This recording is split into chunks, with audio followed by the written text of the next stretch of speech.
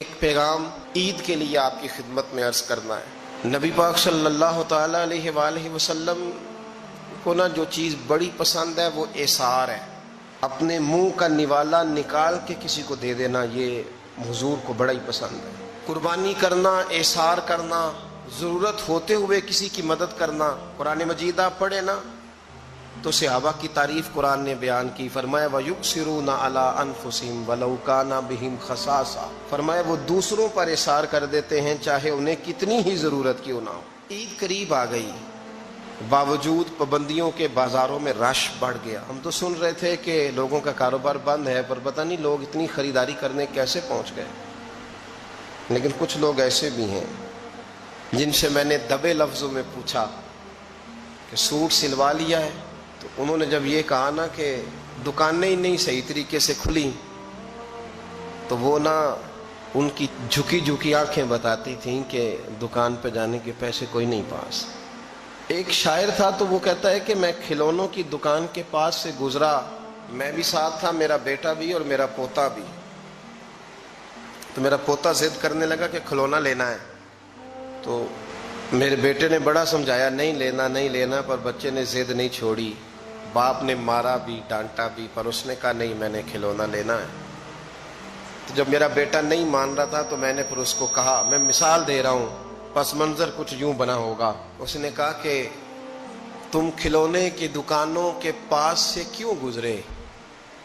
یہ بچے کی ضد ہے، یہ سمجھوتا نہیں کرتی۔ یہ بچوں کی ضد ہے، یہ سمجھوتا۔ اور وہ آج بھی دوپہر میں بچوں کو سلا دیتی ہے اس ڈر سے کہ گلی میں پھر کہیں کھلونے بیچنے والا نہ آ جائے۔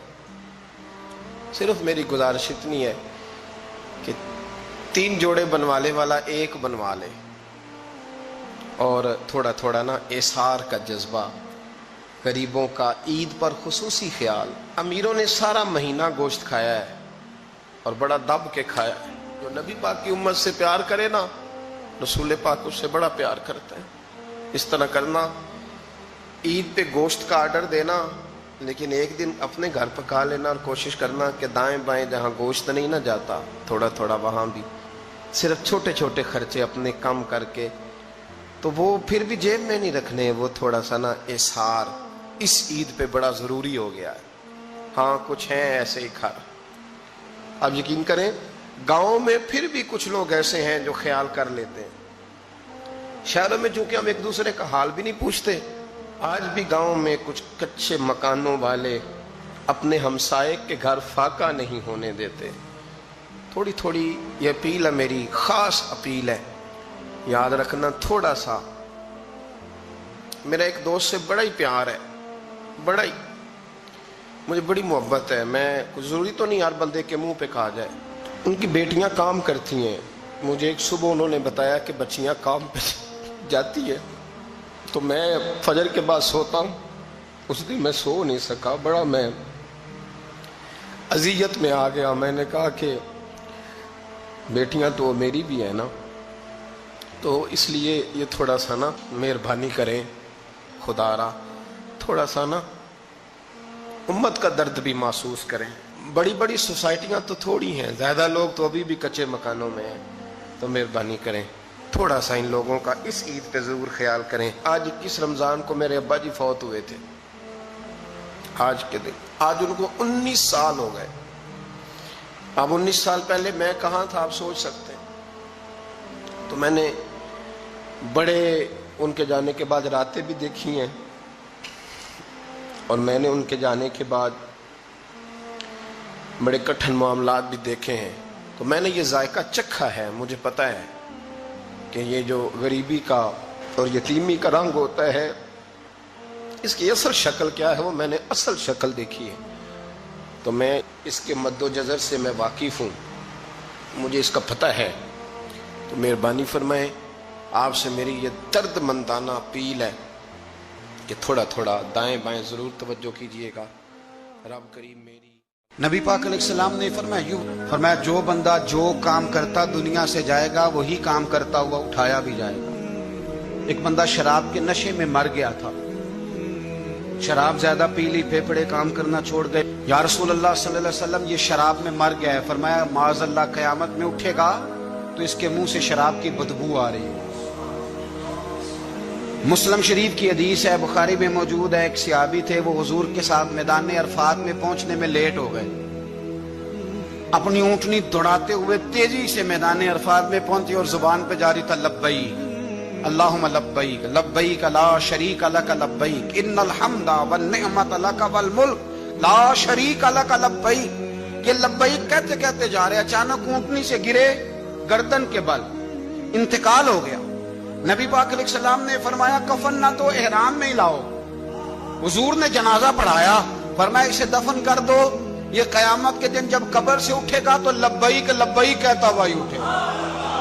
जो बंदा जो काम करता दुनिया से जाएगा, बस ज़हन बना लो, जो करता जाएगा। इसलिए हमारे बुजुर्गों ने लिखा है कि हजरत उमर नमाज पढ़ाते हुए दुनिया से गए थे तो कब्र से नमाज पढ़ाते निकलेंगे। हजरत बिलाल अजाने पढ़ते गए तो अजान पढ़ते हुए कब्र से निकलेंगे। हजरत उस्मान गनी दुनिया से कुरान मजीद की तिलावत कर रहे थे, जब शहीद किए गए तो कब्र से निकलेंगे तो कुरान पढ़ते हुए निकलेंगे। और फरमाया मदीने वाले महबूब दुनिया से उम्मत को याद करते हुए तशरीफ ले गए थे, जब मजार से निकलेंगे तो उम्मती उम्मती कहते हुए ही निकलेंगे। हर नजर कांप उठेगी महशर के दिन, खौफ से हर कलेजा दहल जाएगा, परोड़ कर वो काली कमली आ जाएंगे, सारे महशर का नक्शा बदल जाएगा। देखे ना, नाराज ना होइएगा। ताजर तिजारत का जिक्र घंटों करता है तो थकता नहीं, सियासतदान सारा दिन सियासत की बातें करते हैं तो थकते नहीं, तो आप कुरान पढ़ते हुए कैसे थक जाते हैं? तस्बीह निकालते हुए कैसे थक जाते हैं? दुरूद शरीफ पढ़ते हुए। मौत के लिए तैयारी करें। आप जो काम करते हैं ना, इंशाअल्लाह वही काम करते हुए दुनिया से आला हज़रत फाज़िल बरेलवी रहमतुल्लाह ताला अलैह फरमाया करते थे, इंशाअल्लाह सारी जिंदगी हुजूर के तराने पढ़े हैं, क़यामत में भी तराने पढ़ते ही उठेंगे। मैं अपनी हयाती तो कुर्बान थी मां, मोहम्मद मोहम्मद पकींदे गुजर गई, मोहम्मद मोहम्मद पकींदे गुजर गई, अहद कोलू अहमद मलींदे गुजर गई। तो तैयारी करें, असबाब उसके लिए बनाएं। आप बुखारी मुस्लिम देखिए, हजरत सैयदना अबू बकर सिद्दीक रज़ी अल्लाह ताला अन्हु फरमाने लगे कि जब हम गारे सौर में थे तो काफिर जो थे ना, वो बिल्कुल गार के करीब आ गए। जिन लोगों ने गारे सौर देखी हुई है वो जानते हैं कि इस जानिब वो सुराख है गारे सौर का, जहां तक काफिर आन पहुंचे थे। तो फरमाते हैं कि काफिर बिल्कुल करीब आ गए। अब पोजीशन ये बन गई कि उनके पैर हमें नजर आने लगे, बिल्कुल सामने खड़े हैं, वो तलाश करते करते आ गए। हजरत अबू बकर सिद्दीक रज़ी अल्लाह ताला अन्हु फरमाते, मैंने बड़ी परेशानी के आलम में अर्ज की, या रसूल अल्लाह सल्लल्लाहु अलैहि वसल्लम, अगर उन्होंने अपने पैरों की तरफ देखा तो हमें पकड़ लेंगे, अगर उन्होंने अपने पैर देखे तो वो हमें छोड़ेंगे नहीं, पकड़ लेंगे। तो नबी पाक सल्लल्लाहु ताला अलैहि वसल्लम का मैंने चेहरा देखा तो हुजूर के चेहरे पर पूरा इत्मीनान था। मैंने बड़ी परेशानी के आलम में अर्ज की, हुजूर वो गिरफ्तार करने वाले पहुंच गए, बिल्कुल यानी बिल्कुल ही पहुंच गए हुजूर, ये पैर आ गए उनके। या रसूल अल्लाह सल्लल्लाहु अलैहि वसल्लम, अगर उन्होंने नीचे देखा तो हमें गिरफ्तार कर लेंगे। कुर्बान जाऊं मदीने वाले महबूब के तवक्कुल पर। नबी करीम ने एक जुमला कहा, हुजूर बड़े इत्मीनान से फरमाने लगे, अबू बकर उन दो बंदों के बारे में तेरा क्या ख्याल है जिनके साथ तीसरा उनका रब हुआ करता है? जिनके साथ तीसरा उनका रब हो तो उनके बारे में तेरा क्या ख्याल है? इन्नल्लाह माना, फरमाया बेशक अल्लाह हमारे साथ है।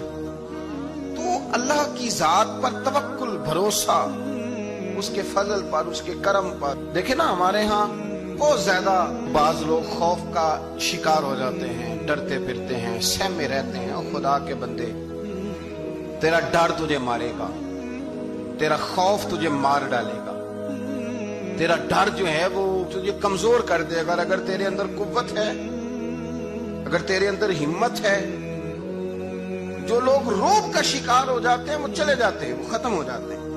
और जिनकी कुव्वतें बाकी रहती हैं, जिनकी हिम्मतें बाकी रहती हैं, जिनकी ताकतें बाकी रहती हैं, वो जिस्मानी तौर पर तो जवान होते हैं, अल्लाह उन्हें रूहानी तौर पर भी जवानी अता फरमा दे। ये जो दिन चल रहे हैं वो हमारे यहाँ हमारे हुक्मरान कहते हैं मजीद सख्त फैसले करने पड़ेंगे। वो मैंने कहा तुम्हारे लिए तो आसान है, इसलिए कि तुम तो जिस दफ्तर में बैठ के फैसला करते हो उसकी तो बत्ती कोई नहीं जाती। तुम्हें क्या पता हो, वहां तो एसी भी 1 मिनट के लिए बंद नहीं होता। ये तो उससे पूछो बाप से कि जो ईद से पहले अपनी बीवी से मशवरा कर रहा है कि ईद आ गई है, अगर बेटी के घर कपड़े ना भेजे तो उसकी सास बातें करेगी। ये छोटी ईद गुजरी थी ना, तो हमारे यहाँ कुछ लोग समझते हैं कि सखावत सिर्फ रमजान में ही करनी है, और रमजान में सवाब ज्यादा है, वरना राशन वंडन वाले और लोग को ईदों बाद भी भूख लग दीजिए, ईद के बाद भी उसी तरह ही गरीब के साथ पेट होता है, लेकिन तवज्जो नहीं। एक तो ज़ौक़ इल्म पैदा करें। हमने इस ईद पे कोशिश करनी है कि हमारी गली में, हमारे मोहल्ले में, हमारे दाएं बाएं थोड़ा सफ़र करें, बच्चों को देखें, सरकारी स्कूल से निकलते बच्चों को देखें, मसाजिद मदारस से निकलते बच्चों को देखें। हम ना 1-1, 2-2 का साथ दें। ये जितनी सियासी जमातें काम कर रही हैं, जिनकी हुकूमत थी, जिनकी है, पता नहीं कल किसकी आएगी, मैं तो ज़ाती तौर पर इनसे पूरा मायूस हूँ। मुझे तो नहीं लगता कि जितने लोग आज तक हुकूमत कर चुके हैं, बार बार आते हैं या पिछली हुकूमत गई है, इनके पास कोई प्लान ही नहीं है। ये तो बेचारे एक दूसरे की टांगें खींचने के अलावा ना कुछ कर सके हैं, ना उम्मीद है कुछ करेंगे। लेकिन गरीब की तकलीफ बढ़ गई है। मेरे पास 20 लोग आते हैं, आते तो वो दुआ का कहने हैं, आते तो सिर्फ ये बताने हैं कि इस मुश्किल में हूँ, दुआ करना। लेकिन दोस्तों, लोगों की बातें सुन के बड़ी तकलीफ होती है। हम क्या किसी की मदद कर सकते हैं? हमारे लिए तो मदारस चलाने मुश्किल हैं, लेकिन लोग अजियत का शिकार हैं। ज़हनी कर्ब के नीचे लोग आ गए, इतनी बड़ी अजियतें खड़ी कर दी गई हैं। थोड़ा थोड़ा देखो, 2 का खाना 3 भी तो खा ही सकते हैं ना, 3 का खाना 4 भी तो खा ही सकते हैं ना। मेरे महबूब ने हमें ये नहीं कहा था ज्यादा गोश्त पकाना, बल्कि रसूल पाक ने तो रंग ही बड़ा सादा दिया है। करीम ने फरमाया, आयशा शोरबा जरा ज्यादा कर लो, पड़ोसियों को भी सालन दे देंगे, थोड़ा शोरबा ज्यादा कर लो, इसी को बढ़ा लो, थोड़ा शोरबा बढ़ा लें, थोड़ा थोड़ा एक दूसरे की मदद करें, दस्त शफकत रखें। गलियों में सुनसान लोग, अब तो लोग एक दूसरे से दुख भी नहीं कहते, वो कहते हैं देना किसी ने है कुछ नहीं, और तमाशा अलग से बन जाएगा। दोस्तों, हमने खुद एक दूसरे का हाथ बटाना है। जो लोग साहिब सरबत हैं, देखो एक ही बाप की औलाद होती है, एक को अल्लाह बड़ा नवाज देता है, 2-3 कमजोर रह जाते हैं, उसको चाहिए वो दूसरों पे दस्ते शफकत रखे। एक गली में सारे लोग एक ही कबीले के, एक ही इलाके के, एक आगे निकल गया है, उसे चाहिए वो दूसरों का ख्याल करे। अजीज भाइयों, हमने इस कमर तोड़ महंगाई के दौर में, तकरीर तो मैं कर रहा हूं, ये किसी और ने कैसे शुरू कर दी? इस वक्त मेरा टाइम है जी तकरीर का, और कोई नहीं करेगा, खामोशी से बैठे, अल्लाह आपको जज़ाए खैर दे। आप लोग अगर बैठ जाएंगे तो अच्छा रहेगा, पिछलों को भी आसानी हो जाएगी। पीछे आपके लोग तकलीफ में हैं, नहीं पीछे देखने को नहीं कहा, बैठने को कहा। अगर आसानी से बैठ सकें, अल्लाह आपको जज़ाए खैर अता फरमाए। किसी और जगह पे एहतमाम हो जाता ज़्यादा अच्छा था, कुछ थोड़ी सी दुश्वारी अहबाब को हुई, लेकिन कई दफ़ा दूर से बंदा चल के आए तो उसे नमाज का ज़्यादा सवाब होता है। तो आप थोड़ा सा, हमारा गुफ्तगू का वक्त है, लंबा नहीं, आप अगर इत्मीनान से बैठ जाएंगे तो 2-4 बातें अपनी बिसात के मुताबिक अर्ज करने की कोशिश करूँगा। अल्लाह तौफीक अता फरमाए। सबसे पहली बात तो यह है कि ये दस्तार फजीलत है तलबा का। इल्म का लुग़वी माना जानने के होते हैं। इल्म हासिल किया जाता है किसी चीज़ की मारिफत को हासिल करने के लिए। जब हम कोई इल्म हासिल करते हैं तो हम ये चाहते हैं कि हमें उस चीज़ के नफ़ा और नुकसान का पता चल जाए। और जब हम दीनी इल्म हासिल करते हैं तो उसका मकसद ये होता है कि हमें रज़ाइल और खसाइल इन दोनों की खबर हो जाए। खैर क्या है, शर क्या है, उसमें तमीज़ का मलका हमें नसीब हो जाए। अच्छाई और बुराई खुलकर हमारे सामने वाज़े हो जाए, ये मकसूद होता है इल्म से। इल्म से, तालीम से मकसद ज़्यादा बातें करना नहीं होता। एक आदमी बहुत ज़्यादा बातें करता है तो शायद बड़ा आलिम है, एक शख्स बहुत ज़्यादा गुफ्तगू करता है तो उसके पास मालूमात ज़्यादा, ऐसा नहीं। बल्कि हज़रत अब्दुल्ला इब्न मसूद रदी अल्लाह तआला अन्हु से जब किसी ने पूछा था कि बड़ा आलिम कौन होता है, تو آپ فرمانے لگے جو رب سے زیادہ ڈرے وہ بڑا عالم ہے. اور دلیل انہوں نے یہ دی کہ اللہ کریم نے قرآن مجید میں فرمایا ہے کہ انما یخشی اللہ من عبادہ العلماء، اللہ کے بندوں میں سے جو عالم ہیں وہ رب سے ڈرتے ہیں. تو دینی تعلیم، اس کی معلومات حاصل کرنے کی کوشش کریں، صحیح کریں. قرآن مجید کی ایک آیہ کریمہ کا کچھ حصہ جو میں نے تلاوت کیا، اس میں اللہ کریم نے فرمایا اپنے محبوب سے، کہا وَقُلْ رَبِّ زِدْنِي عِلْمًا، اے محبوب آپ میری بارگاہ میں یہ دعا مانگیں، آپ یہ عرض کریں کہ اے رب میرے علم میں اضافہ کر دے، اے مالک میرے علم میں اضافہ کر دے. بہت ساری چیزیں ایسی ہوتی ہیں جن کی زیادتی ٹھیک نہیں ہوتی، وہ زیادہ ہو جائیں تو نقصان کرتی ہیں. لیکن علم ایک ایسی چیز ہے کہ جس کے بارے میں رب کریم نے کہا کہ محبوب آپ دعا مانگیں کہ آپ کو زیادہ علم دیا جائے. اور پھر علم ایک ایسی چیز ہے کہ کوئی بھی آدمی یہ دعویٰ نہ کرے کہ میں نے بڑا حاصل کر لیا ہے، میری اب تکمیل ہو گئی ہے، میں اب مکمل ہو گیا ہوں. جن کو اللہ نے غیب کے خزانوں کی کنجیاں دی ہیں نا، ان سے بھی رب کریم نے کہا ہے کہ محبوب آپ دعا کریں کہ مالک میرے علم میں اضافہ کر دے. تو جب وہاں تک یہ بات ہے تو پھر عام آدمی کو بھی چاہیے کہ وہ اپنی معلومات میں اضافے کا شوق پیدا کرے. اور تیسری بات یہ کہ جو حضور کے علم شریف پر بات کرتے ہیں وہ بھی اس آیت سے سیکھیں کہ حضور کا علم تو ہر روز رب اس میں اضافہ فرما رہا ہے، تو ہر روز اضافہ ہو رہا ہے. وَلَلْآخِرَةُ خَيْرٌ لَكَ مِنَ الْأُولَىٰ، ہر روز ترقی ہو رہی ہے حضور کے علم شریف کی بھی. تو ہمارے ہاں زیادہ تر لوگ بات اس لیے سیکھتے ہیں کہ میں کوئی کہیں سے مسئلہ سیکھوں گا پھر جا کے اپنی مسجد کے امام کو تنگ کروں گا کہ وہاں تو میں یہ سن کے آیا ہوں تو یہاں یہ کام کیوں نہیں ہوتا. میں کوئی بات سیکھوں گا تو پھر میں اس سے بحث کا دروازہ کھولوں گا. علم کا مطلب ہی اپنے آپ کو سنوارنا ہے. معلومات حاصل کرنے کا مطلب یہ کہ آپ کے عمل میں پختگی آئے، آپ کے کردار میں پختگی آئے، آپ نے جو سیکھا ہے آپ اس کے مطابق اپنے آپ کو ڈھالیں. مسلم شریف میں موجود ہے، نبی پاک صلی اللہ علیہ وسلم نے دعا مانگی ہے، اے اللہ میں اس علم سے تیری پناہ مانگتا ہوں جو علم تو ہو پر نفع والا نہ ہو. جس بندے کے علم نے اسے نفع نہیں دیا، وہ کچھ سیکھ نہیں سکا اس سے، تو اس کا علم کسی کو کیا نفع دے گا. جب خود سے اس نے، اور صوفیہ کرام تو فرماتے ہیں کہ جو لوگ بڑی معلومات حاصل کر لیں، بڑی باتیں سیکھ لیں، پنچایت میں کسی کو بولنے نہ دیں، گھر میں کسی کو بولنے نہ دیں. بہت سارے لوگ تو علماء کو بھی مشورہ دیتے ہیں، بڑی باتیں کرے لیکن عمل کے لحاظ سے بندہ زیرو ہو تو اہل دل فرماتے ہیں اس کی صحبت سے بچو. اسے بڑا پتہ ہے، بڑی باتیں آتی ہیں، بڑی باتیں کرتا ہے، لیکن گفتگو کی حد تک تو بہت بڑا ہے، عمل کے معاملے میں صفر ہے. بہت سارے لوگ مسجد کے حجرے میں میٹنگ ہو رہی ہوتی ہے اور وہ لمبی دلیلیں اور مشورے دے رہے ہوتے ہیں، نماز کا ٹائم آ جائے تو اٹھ کے چلے جاتے ہیں، کہتے ہیں میں اپنے محلے دی مسیتیں پڑھنی. کئیوں کو کام یاد آ جاتا ہے. فرمایا کہ شخص کے پاس معلومات بڑی ہوں لیکن عمل کے معاملے میں بندہ زیرو ہو تو اسے بچنا کیوں؟ اس لیے کہ اگر پڑھا لکھا آدمی بے عمل ہونا تو وہ اپنی بے عملی پر بھی دلیلیں پیش کرتا ہے. وہ کہتا ہے میں یہ کام نہیں کرتا تو یہ میرے پاس دلیل ہے. وہ تو بے عملی کو بھی مزین کر دے گا معاذ اللہ. تو دینی تعلیم ایک تو حاصل اس لیے کریں کہ ہم نے اپنے آپ کو سنوارنا ہے، اور دوسرا علم کا شوق طبیعت میں ہو. دیکھیں نا، اللہ کے حبیب صلی اللہ علیہ وسلم نے فرمایا ہے کہ جو علم کے رستے پہ چل پڑا وہ جنت کے رستے پہ چل پڑا ہے.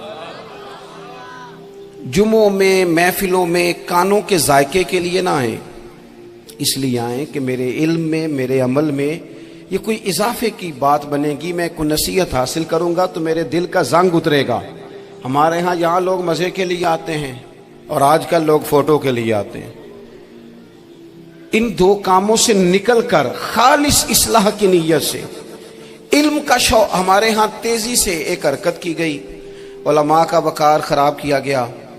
اور لوگوں کو دینی علوم سے دور کیا گیا. اور اس میں بعض بیچارے واعظین اور خطباء نے بھی کردار ادا کیا جب جعلی پیر کی تعریفیں کھول کے کی اور اسے پتہ نہیں کہاں تک. یہ اسٹیج جو ہوتے ہیں نا, ان میں کوئی بندہ اچھا لگے بھی تو اس کے لیے دعا کرنی چاہیے, تعریفیں نہیں کرنی چاہیے.